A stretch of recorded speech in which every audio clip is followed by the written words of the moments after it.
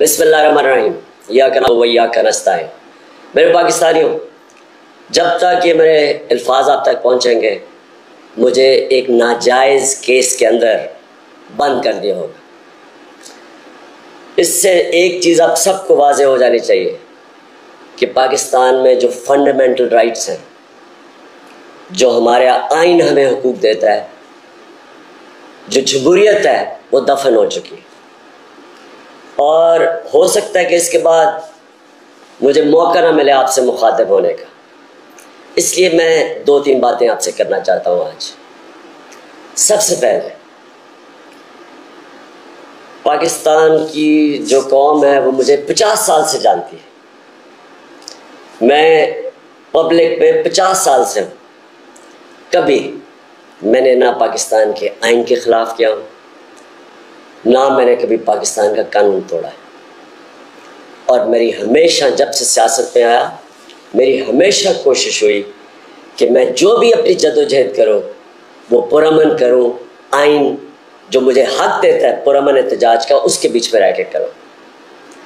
आज ये जो किया जा रहा है, ये इसलिए नहीं किया जा रहा कि मैंने कोई कानून तोड़ा है, ये सिर्फ इसलिए किया जा रहा है कि ये चाहते हैं कि मैं जो हकीकी आज़ादी की तहरीक है, इससे पीछे हटूँ। और ये इसलिए किया जा रहा है कि ये करप्ट चोरों का टोला, इम्पोर्टेड हुकूमत जो हमारे ऊपर मुसल्लत की गई है, ये चाहते हैं कि मैं उसको कबूल कर लूँ। मैं आज आप सबसे अपील कर रहा हूँ कि आपको अपने हकूक़ के लिए, अपनी हकीकी आज़ादी के लिए सबको निकलना पड़ेगा। कभी भी किसी कौम को प्लेट में आज़ादी नहीं पकड़ाई जाती। आज़ादी के लिए जद्दोजहद करनी पड़ती है, जहाद करनी पड़ती है, मेहनत करनी पड़ती है, और वही कौम फिर उसको अल्लाह तोहफा देता है आज़ादी का। ये वक्त आ गया है कि आप सब अपने हुकूक के लिए निकलें। मेरी जो सारी मिशन है, जो मेरी ज़िंदगी की जद्दोजहद है, वो आज अल्लाह और उसके रसूल के बाद मेरी कौम, पाकिस्तानी कौम आपके हाथ में है। घर बैठने का वक्त चला गया।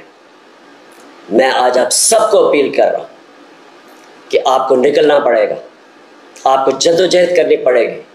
आपको ये जो फैशिस्ट निज़ाम है, जो ये खौफ तारी कर रहे हैं, ये खौफ के बुत को तोड़ना पड़ेगा। और इंशाअल्लाह तभी हमारा अल्लाह इस मुल्क को हकीकी आज़ादी देगा।